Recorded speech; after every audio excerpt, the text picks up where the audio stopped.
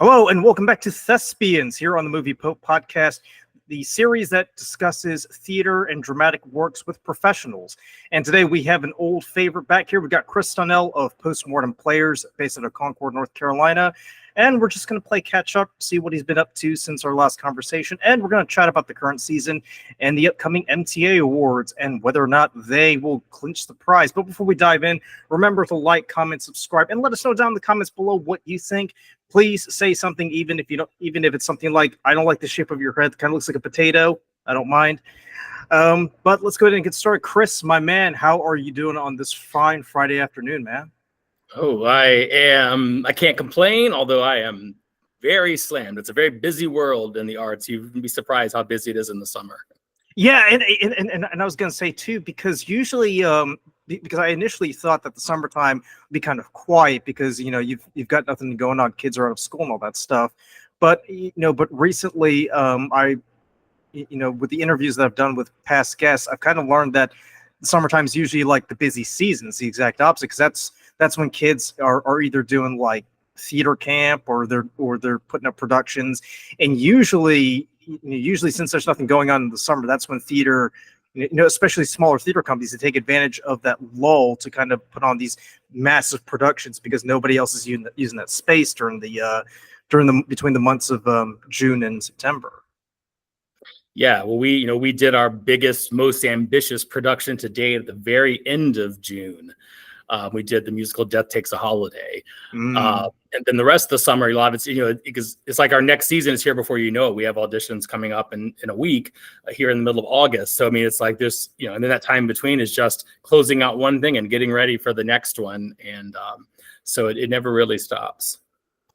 So Chris, tell me what's been going on with you since we last spoke, because you did mention that that you're getting ready to start Death Takes a Holiday, and now that that's wrapped, I see that on the website you guys are getting ready for auditions for Dracula, a comedy of terrors, and auditions actually start next weekend, yes. The 25th. So what's been going on here?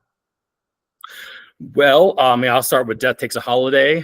As I mentioned, it was the biggest show we've ever done. Very ambitious, very, very beautiful score, which required just the most amazing singers. It was a period piece. It was set like in the early 1920s, so also needed a lot of really gorgeous period costumes. And I'm really excited to say that we pulled everything off. It was my dreams came true with this production. I just never imagined in such a short time, PMP would get to the point where we were doing shows of that caliber. We built a 2-story set, like Italian villa, right on stage. The way it was lit with these purples and greens, it was so gorgeous. Costumes, choreography, and we ended up getting, the most talented 14 performers. Every role from top to bottom, it was the perfect actor cast in that role. I wouldn't have changed any of them, and I couldn't have felt anyone better to be in those roles. It just was one of those this perfect storm opportunity where everyone came together at the right time, to put on something magical. And what made it even more exciting was it was a show that most people were not familiar with. So it wasn't, well, this is now Post Mortem's attempt at doing a show that everyone else has already done, and now it's our turn. It was a show that people came into not really knowing. Unless you were a really big Broadway geek like I am, you would not know that show, because it got a cup of coffee off Broadway in 2011. But I was fortunate to see it that summer and just fell in love with it. I fell in love with the music. I fell in love with the story, and I waited 13 years, I guess, to produce that show. It was always a dream to produce it, and I was so happy that no one else in the area had done it yet or hadn't stumbled across it in their research. And the fact that PMP got to kind of do the Charlotte area debut, as far as I know, of that show was really exciting. So yeah, I mean, I was still kind of on a high from that production. I mean, most people would probably know the story because it was originally an Italian play. And then it was adapted into English and presented on Broadway. But then there was a famous movie in the, I think the 1930s of Death Takes a Holiday, starring Frederick March. Oh gosh, the actor who played Clarence in It's a Wonderful Life. Were both in that. And then it was remade in the 90s as Meet Joe Black with Brad Pitt. Right. And Anthony Hopkins and Claire Forlani. And I think that's what most people, they think, oh, this, that had come up to the show, say, that story reminded me a lot of Meet Joe Black. I'm like, well, that's not by chance. You know, they're both based on the same material. But you know, I was very excited to present that production. So how ambitious was this? Because you said that this was the biggest set that you guys constructed so far. What went to the pre-production of making sure that everything went smoothly? Because it sounds like, you know, as you're aiming high, there's also, you know, a huge chance that this could collapse quite easily. So what did you guys do? Well, I mean, the big thing is probably the thing I'm most proud of with Post Mortem, you know, productions aside, are just some of the really talented people that I've met over the last 2 years. Who are just really excited by the concept of this theater and who have just bought in heart, mind, and soul to what I'm doing.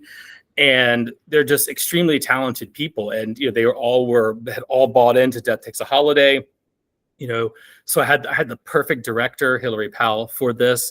And, you know, she was able to just put together this amazing kind of rock star creative production team, you know, with, you know, Bradley Smith, who was our music director, is just a wizard at coaching vocalists.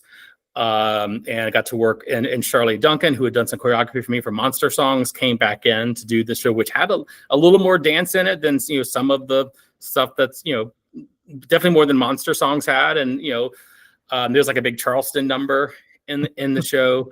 So I was really excited to have someone of her talent working with us. And then our set design team, we had Dominic Barcy just designed this amazing set.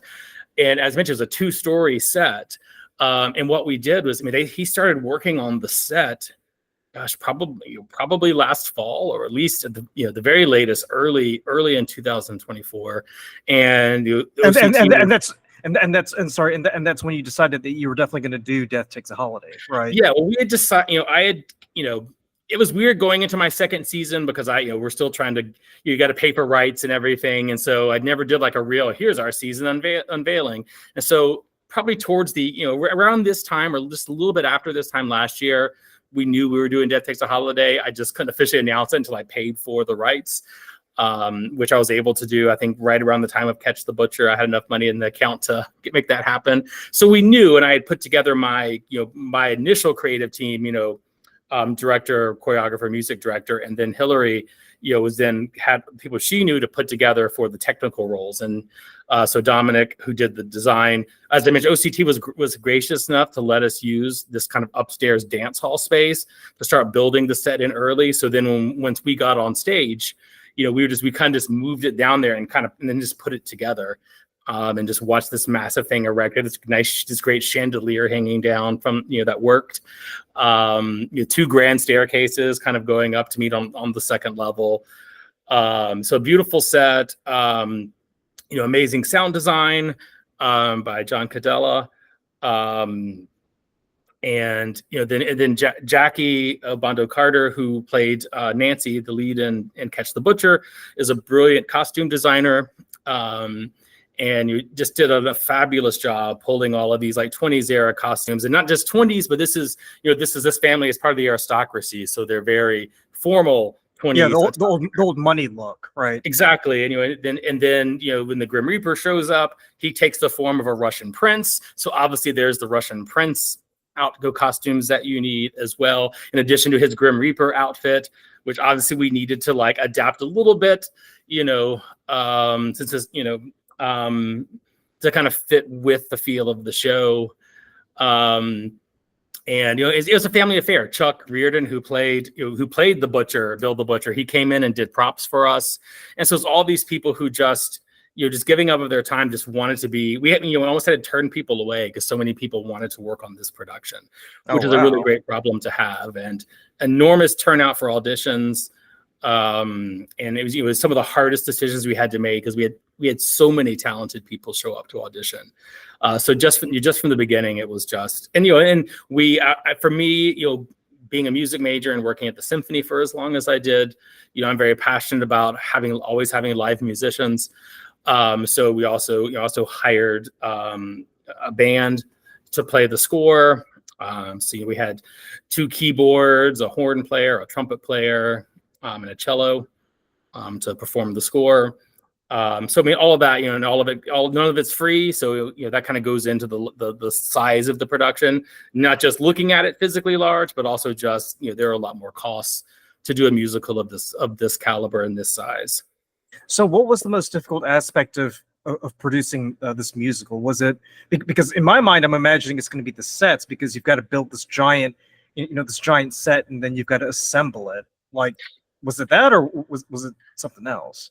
I mean, really just comes down to what your definition of hardest is, because obviously the set required the most manpower, and we need a lot of all hands on deck to get it done. But Dom had done so much work ahead of time to just design everything and put it all together that it kind of went up relatively quickly. And they can speak to whether or not it was easy or not, because I was not climbing the ladder up to the rafters and doing all of those things. I just stood back, I stood back and watched. So but it came together really quickly. As soon as we got on stage, we kind of had a set within a couple of weeks. And then it was just set dressing and turning it in from like this. It was cool because like this wooden structure that we turned into looking like this marble villa. And then we found a grandfather clock and all this great period looking furniture and things to really, really fill up the space. So what were the critics saying about the production? Were there any favorable reviews, or did someone kind of just like poop in the whole thing and just say, yeah, it's kind of overrated, it's overbloated? So no, with a caveat. So one thing I'm trying to do, once again, it's the struggles of a young company, is is enticing the critics to come and write reviews. We were very fortunate to get our first ever review when we took Catch the Butcher to Charlotte back in March. We did a little revival of that, made our Charlotte debut over at the Comedy Arts Theatre of Charlotte. And because you're within the city limits of Charlotte, we were fortunate to get a really great feature article written in QC Nerve. And then, Charlotte royalty critic Perry Tannenbaum came and reviewed that show. But it's been a little bit harder to get reviewers to come make the trip up to Concord. But I'm working on it. But as far as word of mouth from the audience members, or even people within the theater community who obviously are very critical in their own ways, came in, and it was nothing but praise and compliments, and just, a lot of, wow, I haven't seen a set on that stage like that in 30 years, or where did you find these singers, or the costumes were gorgeous. So there's just lots of, or why is the show only running one weekend? That was probably the one that I got the most. So, yeah. I mean, what I was going to say, because it sounds like it's it was probably like the most ambitious production that you guys have put on as of right now, but it was also a crowning achievement. So then the question becomes, where do you go from there? Kind of, it's sort of like, well, now that we've hit this height, like, how higher up can we go? Yeah, and that was that was exactly kind of the speech I gave to some of my kind of my little leadership core, my advisor core, was, well, we've done this. Now we kind of have to compete against ourselves going forward, because now this is the level people are going to come to expect, and so we have to really stay on our game and not drop our guard, because I mean the buzz has never been higher for PMP. And I know this, once again, like we have auditions for Dracula, Comedy of Terrors next week. We did pre-audition registration, with time slots, and we've already filled up probably, let's see, 1, 2, 3, 4, like 75% of our audition slots are already gone. Wow. And that's in advance. So a lot of people will sign up the week of. So I mean, it just shows you there's just this interest and desire to participate with PMP. So we've been doing a lot of talking about what we're going to do with Dracula, because different than Death Takes a Holiday, which was on the Old Courthouse Theater main stage, in the bigger space. This will be down in the black box space, which is where we've been presenting our Christmas ghost stories, and so I really like that space, and to get kind of the technical stuff, doing it down there, it gives us a little more freedom and time, so we're not kind of in the way of Old Courthouse Theater's main stage productions. In the last couple of Halloweens, we would their show would close and then we would slip in for 3 days, move our show in and perform the very next weekend, which was great because you got to be on the big stage, but it's tough. There's only so many shows you can put together with only, 3 or 4 rehearsals in the space. And if I wanted to do things a little more ambitious, we just needed more time to be on the stage and be in the performance space. So I volunteered to hey, I would really love to move this production down into the basement black box.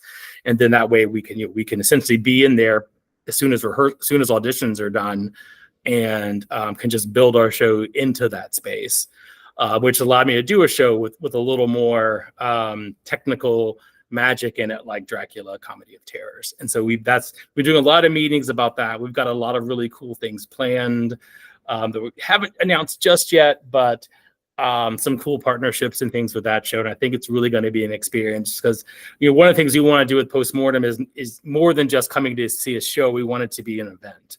All right, You're coming, this is a thing regardless of what we're doing, you want to schedule it because you want to be one of the people that sees whatever it is we're doing. And yes, you're going to see a good show, but we also want to feel like, hey, you just want to be a part of that group and be a part of the audience, be a part of the fun. So we're thinking of some cool things for that show. So you do Death Takes a Holiday, and and it's a runaway success, and the story itself is very unique because it doesn't fall into the same repertoire that you would see in theater, for the most part. So why did you guys pick Dracula? Why didn't you guys try to go with something else, something that was a bit more unique in style? Why didn't you try doing something like adapting a Flannery O'Connor story or Henry James or anything like that? Yeah. Well, surprisingly, we did Henry James last December we did The Innocents. Right. So we did check that box. So this Dracula is not. This is not your grandfather's Dracula. This is not the Bela Lugosi original 1931 or 1929 stage production. This show is called Dracula, Comedy of Terrors, which is a 5-person farce. So there's 5 actors who play 24 characters. Quick changes, gender bending, just romp. It's sort of like if the way I can describe it is Mel Brooks's Dracula Deading Loving It, mating with the Rocky Horror Picture Show. This is the baby they would have. So it's a show that, the other thing is it's a show that just played off-Broadway last October. So this show is brand new. The show's been around a little while, but it's just straight from from being successful off-Broadway. And it also it's a contrast. We did this high schmaltzy romance, kind of what I call horror adjacent, because it wasn't. Death Takes a Holiday is really not a horror show, but it fits because your main character is the Grim Reaper. Plus you guys are playing it straight too with Death Takes a Holiday. Whereas here it's more of like, well, anything can go. Yes, right. Where this is set. This is kind of our Halloween show, so it's more picking something that's a little more like that connects with the holiday, and Dracula obviously is a staple of Halloween, but it's a different take. So it's not the traditional drawing room Dracula with all the stilted dialogue, and this is one-liners and gags and puppets and and I mentioned there's gags where the same person who plays Mina also plays Van Helsing. And so when Mina is, possessed, there's a headboard blocking, and it's just, the Van Helsing actor is leaning behind the headboard doing the Mina voice. And then, it's all kinds of stuff like that. It's just over the top, just funny, hilarious comedy, but with a little bit of a raunchy edge to it. The first scene, in the off-Broadway show, Dracula comes out with all of this, people spraying fog cans, and he's shirtless and some leather hot pants. So that it's definitely going to be an experience. It's going to be a really fun adaptation story. It's pretty faithful to the Bram Stoker, but just wild and zany, and lots of accents. There's so many different accents in this show. One of my fun favorite is I think Van Helsing's accent. I think it says Eastern European by way of Mel Brooks. So that's what we probably want that accent to sound. So it's like a faux accent almost. It's like you can tell this person is intentionally putting on a bad accent. Yeah. Yes. Gotcha. Exactly. Gotcha. Well, what I was going to say too, because when I was looking at the Post Mortem website, what struck me is the fact that you guys just don't seem to slow down. Like it's like once you've done a production, it's like, well, we got to stay on our toes, man. We can't rest on our laurels. So so you've already got and what surprised me was the fact that you guys put out the notice for auditions for Dracula Comedy of Terrors, but then you put the announcement out for the Crucible, which is supposed to come out next summer. Did you so when did you decide that the Crucible was going to be your next summer production? Like what prompted that? Yeah, well, so musicals are expensive, and I've done a musical, the first 2 years. And so I decided for this year, this is my, I don't know, fade to black year or back in black, whatever we want to call it, our theme. Right. I would like, to get Post Mortem totally in the black, to kind of, finish making up whatever, from our startup costs. And, I thought if we could take a year off from musicals. But I don't want to cheat the audience out of this a really big experience at that same time slot. And so I wanted to do a show that, would be just a really, really big title that actors would perk their ears up with some really great dramatic roles. Audience would want to see it. And, it really hasn't been done as much as you would think around this area. And it's Old Courthouse Theater to date has never done an Arthur Miller show at all. Really? It's one of these weird quirks. When you're picking seasons, just you kind of go back and there's a gap that's there. And so the opportunity to do that show, I was in Salem last summer. That may have been part of it because I got to tour all of the spaces and see everything. And I was like, maybe we are ready to try to do this show. Right, and obviously, it also has the themes about the show, and the reason why Arthur Miller wrote that show specifically the way he did. Those themes are still very relevant in today's day and age. Oh yeah, especially given this year is a very, very pivotal year in the election, because exactly either way. So that's where it's actually, rather than sign that for my summer show, there was a point where I thought, is there a way I could do the Crucible as my fall show? Because, the closing day of Dracula is the Sunday before the election. And so I thought this would be maybe if I get the Crucible in before then, but it was just too big to try to squeeze into that spot. So I thought, well, the theme is always going to be relevant. So, I'll still kind of do it, I'll still do it in the same season. But move it to the spring where I could be on the main stage to do the production and, kind of have a little more time with it, because it's such a big cast. And that's the other thing. If I'd done it in the fall, there's no way I could squeeze the Crucible into the black box with, the cast is like 30 people. So yeah, because it would have been rushed. And so that show needs so much work, and it would work better than that space. So that's the thought, is that, we'll do just a really big name show in the spring, in kind of early summer. And a show that I think people know and that people will be really excited to see, but also, to be determined what this is. But, I want to put make it Post-Mortem's The Crucible, and, to try, we'll find a way to make it unique and make it different than, say, other productions of The Crucible that you may have seen at a high school or another theater or somewhere like that. So, that was sort of what went into that. So, so it would still be Arthur Miller's The Crucible, but you would put your own aesthetic on the whole thing, right? Exactly. And I don't want to say too much because I don't know exactly what that's going to be, so I don't want to make false Oh yeah, promises. Speaking of elections, but I in my dream world, it would be a very, multicultural, multi, gendered production, multi-ethnic, religious, whatever, because the idea is just this group of people, and then just kind of, visually seeing a lot of groups that are maligned and are scapegoated, and we are told all these things about to believe a certain way against them, and the kind of that mob mentality then that develops from that. And so I would love to have, obviously still done very period, but but seeing those faces and those performers having a chance to play these roles. I'd love to do things like that. I would love to just think of some effects things and some staging things and things to just really create this kind of unique experience. So I'm really excited. I mean, it's a show that I've always wanted to do, and so I'm fortunate that no one locally has or local enough has done it recently enough, because I try not to duplicate anything, because I really want PMP to be what we do, to be unique, as much as I can. I mean, it's never perfect, because you never know what any other theaters coming is doing until you kind of all announce around the same time. It's fingers crossed.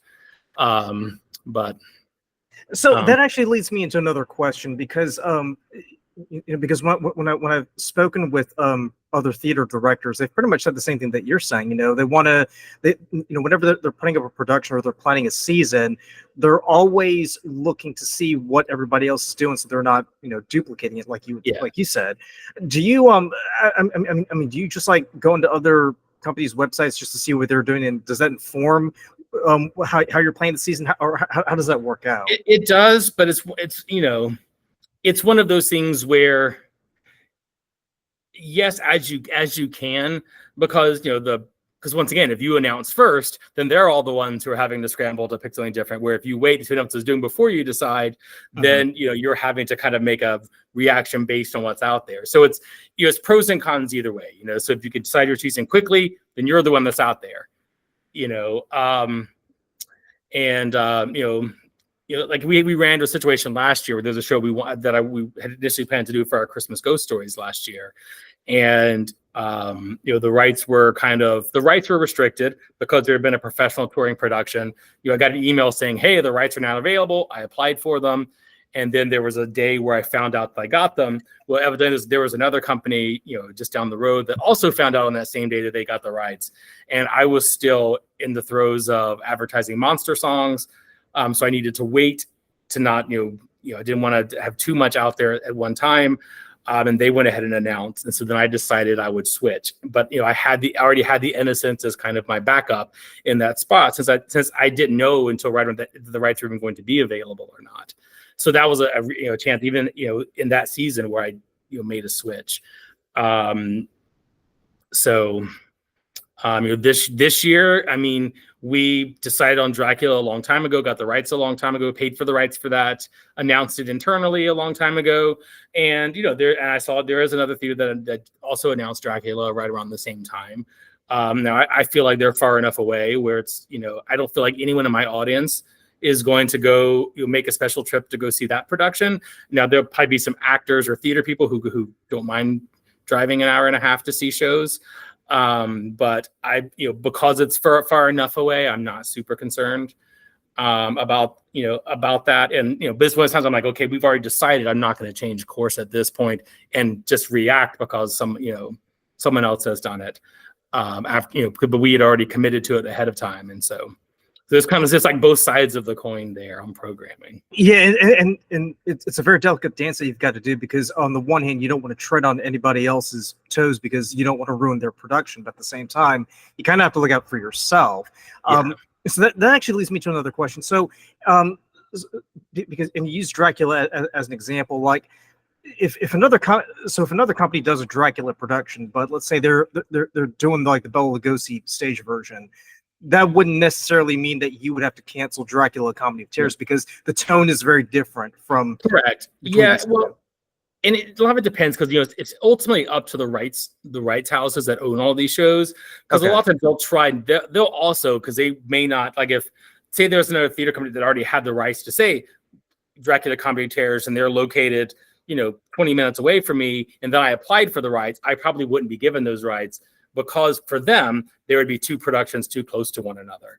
Right. And it was weird because when I last year I was in Concord, that other company was in Charlotte, and I guess to them they felt like that was far enough apart, where we know here that's not that far enough apart. That's not necessarily the case. Which is even really funny because one of the actors I really wanted to be in my production of this show ended up being in that production. So I was like, well, at least I felt validated by my thought of really wanting this actor to audition for our show. So it shows you how close, the closeness of that. So what if there was a situation where, let's say, for instance, your company and another theater company were adapting an Oscar Wilde production. You, like, say, for instance, you got the rights for the Canterville Ghost, and the other one got The Importance of Being Earnest. Like that wouldn't conflict either, because you're both staging two different works by the same author. Exactly, and the other thing that goes into that is public domain. So those are were all written prior to 19. I think it's now 1927, 1929, somewhere around there. Yeah. And works published prior to that are now all in public domain. So then, if you want to do those shows, you can do those shows without worrying about anything because you're not paying any royalties back to a rights house. Now it just it depends, because there are certain rules. There's loopholes in those things, because obviously if you want the scripts, you got to buy them from one of these companies who then they would have the rights for that script. Mm-hmm. So they may still try to get you to do some things, but if you come across like you go to Project Gutenberg and pull the script and then send it out, you're probably all right. So and that's one of the good things about something like when the first year, a lot of our shows the first year were original adaptations that I wrote, and and that helped in the first year because there were no royalties I had to pay in order to do a show. Right, you keep the money in house. Exactly. I adapted 4 Victorian ghost stories, all of which were written, several of them were written 1800s, some were early 20th century. So I was free to adapt them however I wanted.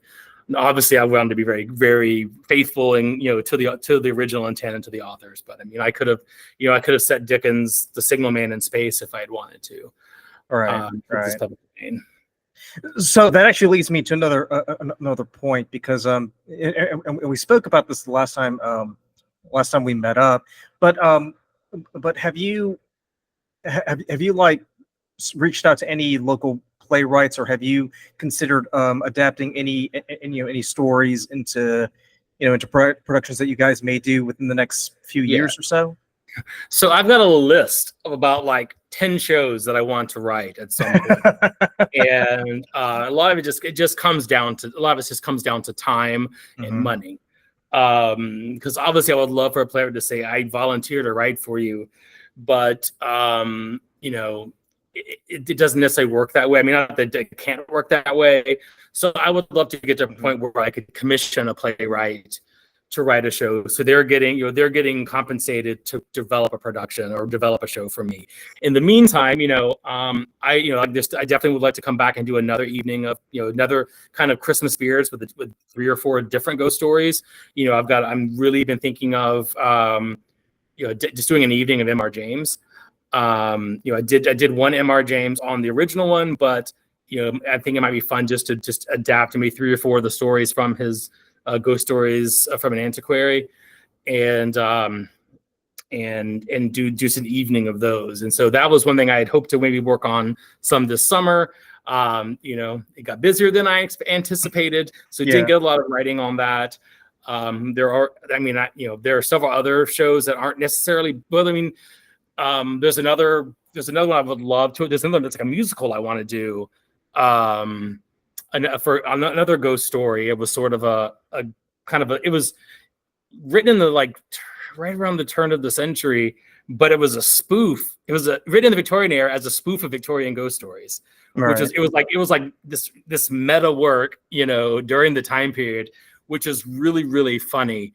And I would love to adapt that as kind of like an old British music hall type show with those types of songs. And but that's I can think of the show structurally, but I would need to find someone who could write in that style, write in this kind of British comedy style, and then also finding someone who could write songs in that style as well. But that's another thing on the list of shows. And then there's several original stories, some based in history, some not, that definitely would that I'm interested in. But it's getting to that point where PMP kind of runs a little bit without me, and then just kind of identifying those playwrights. But it's on the list. It's just as I said, it's timing and compensation. Yeah, and you mentioned before we started recording that you're basically juggling 3 different theater companies, because you got Post Mortem Players, you got Children's Theater, and then you've got the Old Courthouse Theater.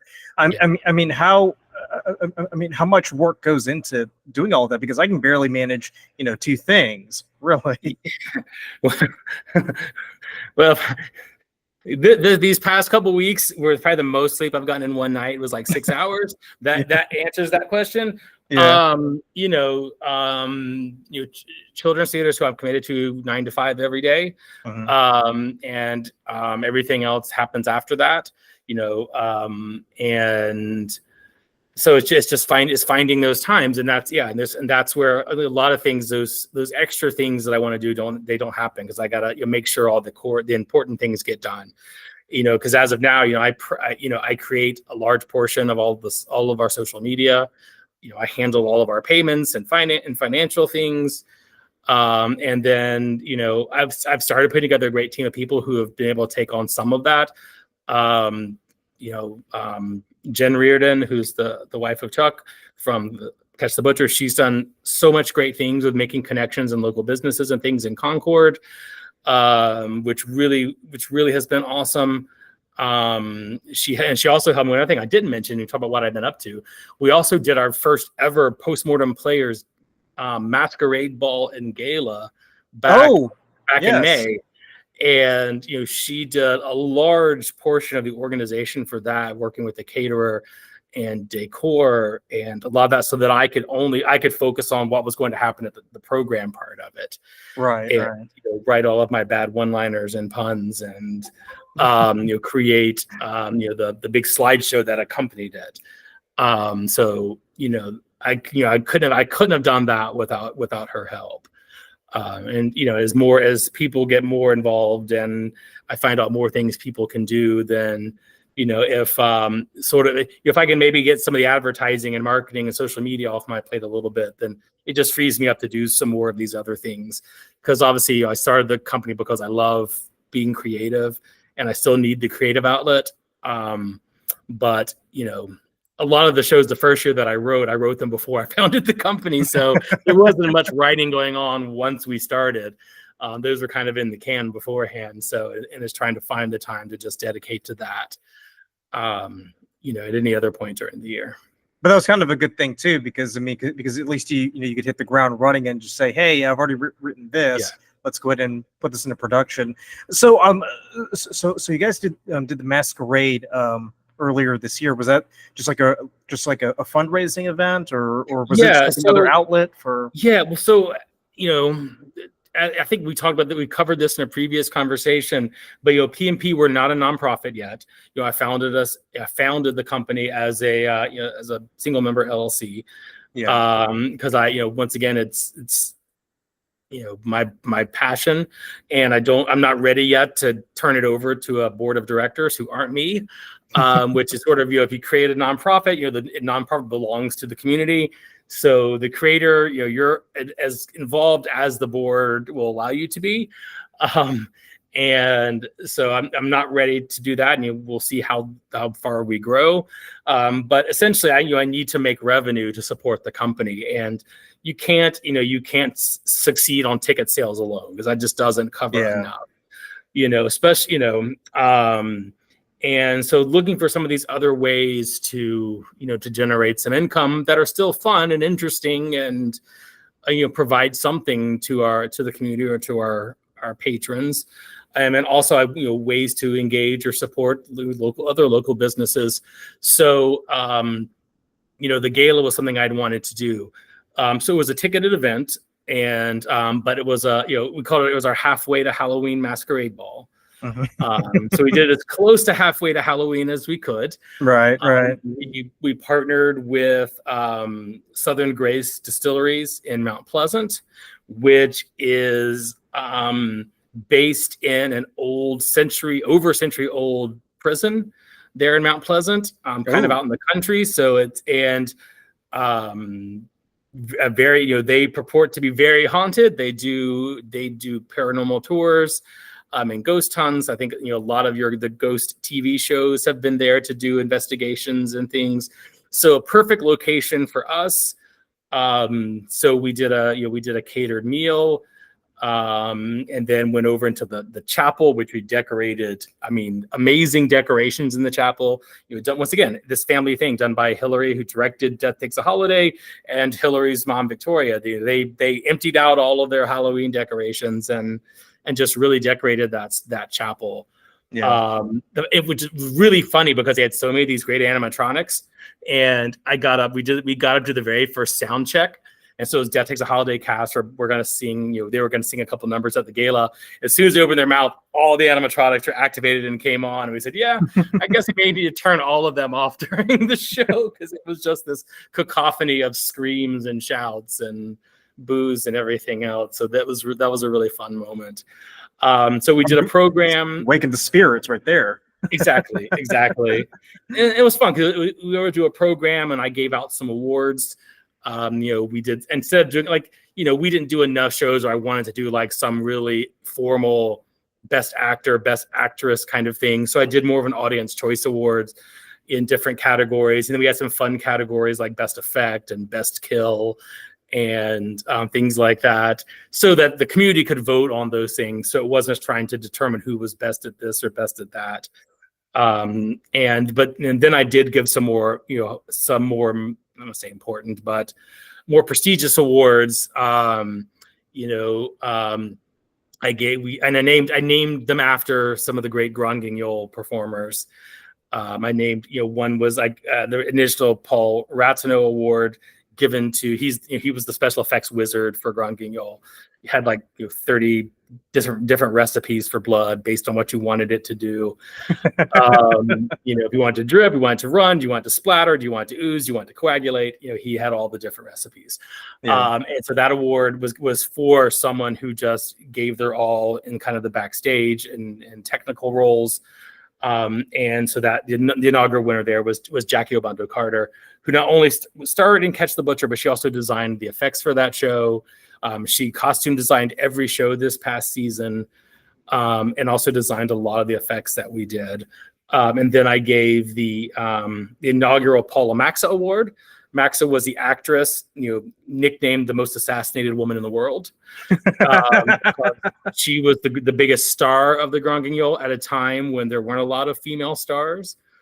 So she, in addition to be kind of the original Scream Queen, she also mentioned that she had probably been murdered on stage more than anyone in history, because of how many of those Grand Guignol shows she starred in. Yeah. And so that award was given to someone who kind of embodied the heart and soul of P&P. And so Hillary was our inaugural winner for that award. She's the only person other than me who's been a part of every single post-mortem production to date, either as an actress or as doing makeup, and now recently with Death Takes a Holiday as director. So they was really excited to get to recognize, people for their contributions to the company. It was a great, I wasn't sure would people buy in, but everyone came in costume.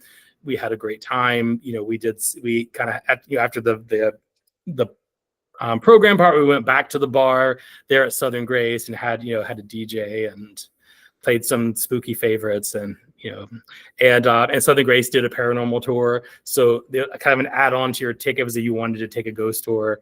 of the premises you could take one. So I mean, it was the perfect evening, and we hope to make it an annual thing, the end of April, 1st of May every year. So I actually did want to ask you another question. So it sounds like with the people who are involved with Post Mortem Players, it sounds like they wear a lot of different hats. Is there ever a situation where, like, with each production they're like rotating roles? So like like in either one production they're doing makeup, and the next production they're directing, and the next production they're doing like costumes. Is that a common occurrence? It is. And and there's not really a set. It's really kind of up to the individual.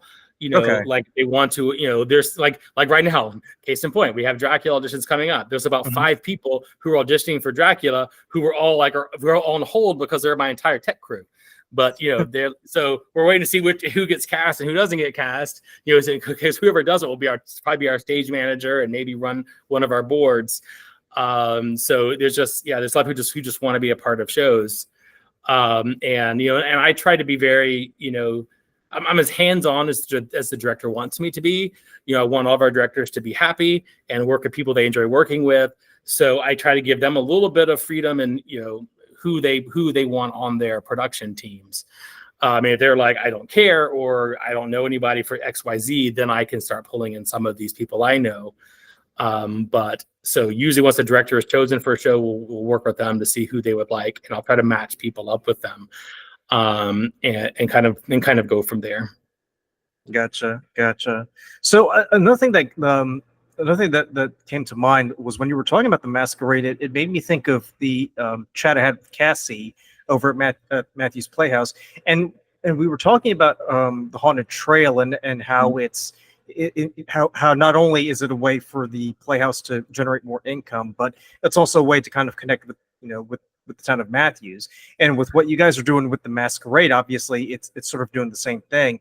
Have there been any talks with the town of Concord about kind of collaborating or doing something to kind of like not only generate income for Post Mortem Players, but also to kind of have the town be involved with what you guys are doing and appreciate what you're doing?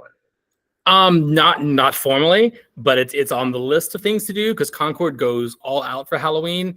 Union Street, the main street in Concord, the houses are just decked out to the nines in Halloween decorations. And it's got so many old houses and old buildings. So it's the perfect little town for, I shouldn't call it a little town, it's the 10th biggest city in North Carolina, but but these downtown has it's a little town feel. Yeah, I know what you mean. Yeah. And so I would like to, we do a production at Halloween every year. And since we're still small, I can't stretch us too thin, but trying to do, say, a haunted house at the same time we're doing a production. I'm not there yet, and I don't want to compete against ourselves. But as you know, I'm a huge fan of ghost tours and ghost walks and all of those kinds of things.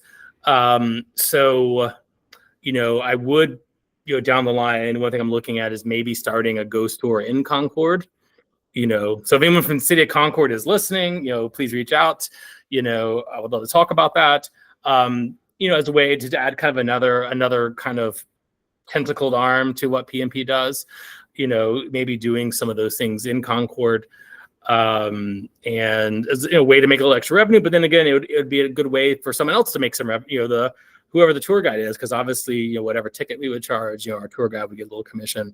So it'd be a way for, a cool thing for the city to have, whether it's a weekly thing or a monthly thing, or how often it would, we'd have to kind of figure all that out. But that's definitely something that's on the list of stuff I'd want to do. Also, I think we maybe have talked about this show before, but sort of my PMP test show was the production of Spoon River Anthology that I did with the Charlotte Symphony right before. Yeah, that's right. There, right. Yeah. And that's a show I would love to, to try to do something like that, do that again. Maybe in one of the cemeteries in Concord. I have ideas of that, and then splitting funds, with PMP, but also maybe for upkeep of either for some cemeteries. I would love to organize a PMP work day where we go help clean up one of these older cemeteries.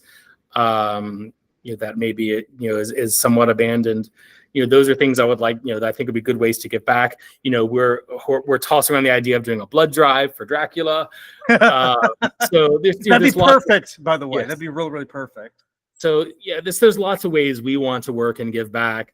As I said, so right now for me, it just comes down to how many things can I juggle on my plate at one time. But there's synergy behind all of this stuff, and I'm pretty sure it'll all get there. Now, another thing that you mentioned recently was the fact that you guys were nominated for the MTA Awards. Can you talk about that? Yeah, so there's kind of an umbrella organization that supports all of the local theaters in the region. They're called the Metrolina Theatre Association. I don't know exactly sort of where they stretch, but I know it's sort of like Hickory down to like Rock Hill, just into Statesville. And so each company kind of pays like an annual due to be a part of the organization, and they offer workshops and things throughout the year. And they also have a way to help advertise, and it's also talking about looking at what other companies are doing. They have a big master list of whatever all the companies are doing, so you can always scroll that to see what's coming up.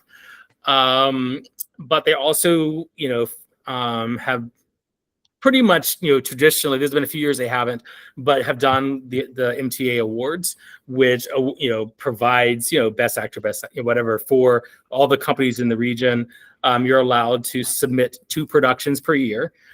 So that they don't have the bandwidth to adjudicate every single show that happens, but you pick 2 from your season to present to be adjudicated, and then their group of judges will contact you, and you find out when they're coming. They see the show, and then once the show is over, then you kind of submit like a list of whoever you're kind of putting forward to be nominated. They then, I guess, they meet and decide who they want to make their nominations based across all of the theaters in the region. They're announced usually around Labor Day, and then at the very beginning of October, they'll have a big banquet in Charlotte. All the companies get together, very very fancy, a little bit very formal, and then give out all the awards at the banquet for the year. Last year, for our very first year ever, we got a couple. We got a couple nominations for the Christmas Spirits. I got nominated for Best Lighting, which I was something that I never in a million years would have thought that award I would have been nominated for would have been lighting. I got nominated for lighting for Christmas Spirit, which I was really proud of, because that, I can't remember if we talked about this or not, but that was one of the craziest lighting situations ever, because it was the first show that had been done in the black box in a long time. All right. And so I kind of had to start with nothing, with no stage lights in there, and try to figure out how to light that facility with, there's a very old light board in there. And so it was me like running off 2 different light boards, and but we made it work. And the fact that got recognized, I didn't win, but the fact that it was even recognized was just amazing, because of, the amount of work that went into trying to light that space. And then one of our actors, Zach Humphrey, who played the Signal Man in Charles Dickens' Signal Man, was nominated for Best Supporting Actor, which is also great to see us get recognized in an acting category. This year, I'm fingers crossed, hopeful that Death Takes a Holiday will get some recognition. The other show we submitted was The Innocents, the ghost story we did back in December. And I don't want that one to be forgotten, because there were a lot of amazing performances. And I think, once again, the lighting design down there was great. So we'll see if I can make it 2 for 2. All right. And then we're, and then whether or not we ultimately win anything in October, obviously doesn't matter. But it is fun to be recognized. And what I'm really excited about, just talking about, I know I'm like a broken record talking about this family atmosphere, but, I put out sort of a call to anyone who had been in a show this year, who they were interested in attending the MTA Gala, and tickets aren't cheap. It's their biggest fundraiser of the year. And, I had enough people respond with money, so we, for like 4 tables at this event, and which is really great. Last year we had 1 table. And so, and a lot of these actors and people have done shows at other theater companies, but the fact they want to sit and represent Post Mortem is just it's really humbling and exciting. Yeah, I mean, fingers crossed. Like, you guys definitely clinched an award this year. I mean, it's really, really exciting to hear that you guys were nominated for Best Lighting and Best Supporting Actor. So you guys are making your making your presence known. We are. Yeah, I haven't decided yet what I'm going to put up this year. I think the only show I haven't mentioned yet is our December show for this year. Oh yeah, I do want to talk to you about that because this year is a Thin Place. Yes, it's called The Thin Place. Okay. So the first 2 years I've done Victorian ghost stories. And so I didn't want to be pigeonholed that every year in December it's going to be Victorian ghost stories. So this year I'm doing a contemporary ghost story. It's unique because it's kind of like a bridge because it's a contemporary ghost story, but it has its foot firmly planted in the Victorian era because it has to do with a medium and spiritualism. So there's that old like Victorian, belief system that's now transported to modern day. So it's this will also be down in the black box. And it's the show is by a writer named Lucas Hanath, who is a really popular, hot up and coming playwright currently. He wrote the sequel to Ibsen's A Doll's House. So A Doll's House Part 2, which won Tony Awards, and it's a lot of theater companies are producing that show. And so it's really exciting to do a contemporary ghost story by a contemporary playwright. It's a 4-person play, so it fits perfectly in that space that we have down there. And his intent was, even though it's his modern trappings, was to tell kind of a ghost story that with the intent of frightening the audience at the end. It's a really eerie story, kind of a main character who had kind of a domineering mother. The girls, when she was a girl, her grandmother used to try to teach her. I guess her grandmother had some gifts and tried to teach the daughter how to maybe once the grandmother passed, communicate with her from the other side. The mother found out about this and essentially banished the grandmother due to bringing Satan into the house. And so the girl never saw her grandmother again. You flash forward to the future, the mother has mysteriously vanished. The girl doesn't know what's going on. So she seeks out this kind of medium to see if she can get answers from either if her mother has passed, to find out from her mother, or to communicate and reconnect with her grandmother. So the medium is kind of the modern day medium, kind of like the John Edward, where she's in the hall. I'm seeing someone with a name that starts with M. Is anyone and yeah, it's not around the seance table, but it's more of that kind of made for TV spiritualism. They develop kind of a relationship, and it just kind of gets weird from there. But it's really, I'm really excited about the show. It's got several really cool effects that are things that PMP hasn't done yet. Some really cool mentalist effects, and just really cool special effects. And there's a lot of old sleight of hand magician tricks, which I'll be really excited to kind of put into this show. So I'm really excited to see how that one goes. That's sort of my risk show of the year. Crucible kind of the bread and butter, the show everyone known, the big name. Right. Dracula is the farce, just the off the wall kind of show. And then we have this kind of serious horror play right in the center that we'll kind of see. It's how kind of that's sort of the test, see what the audience will come along with us for. Right. And I've always gotten the sense that with Christmas Fears, it's more experimental compared with the rest of the season, because the rest of the season you guys are playing it straight. Usually it's something that is either well known or it's familiar with the theater community. Whereas with what you guys do here, it's more of like, well, let's just see how people react to this. But it's also very, but at the same time, it's also following the spirit of what Post Mortem Players is all about. Yes, and there's a method to the madness where I'm trying to gradually bring the audience forward, because there's definitely a lot of, these shows ramp to 10 horror plays, that have some, kind of gruesome aspects to them, or some, some a little more language than we've done. And I would like to kind of get us to that point so we can do these shows. And others, they're just they're effects that we weren't ready to do yet. But I feel like now, after 2 years, I'm kind of putting together this team that some of these shows that, there's some shows that have water effects or flying effects and things like that, or really intense blood effects, that I feel like now we're prepared to do those things. Because one of my things is I don't want to do a show just to do a show. I want to make sure we're ready to do the show and we can do the show well. And so there's shows I really, really am anxious to do, but I'm forcing myself to hold off until I know we can do them the way they should be done. And then I just had to hold my breath that no one else does them first.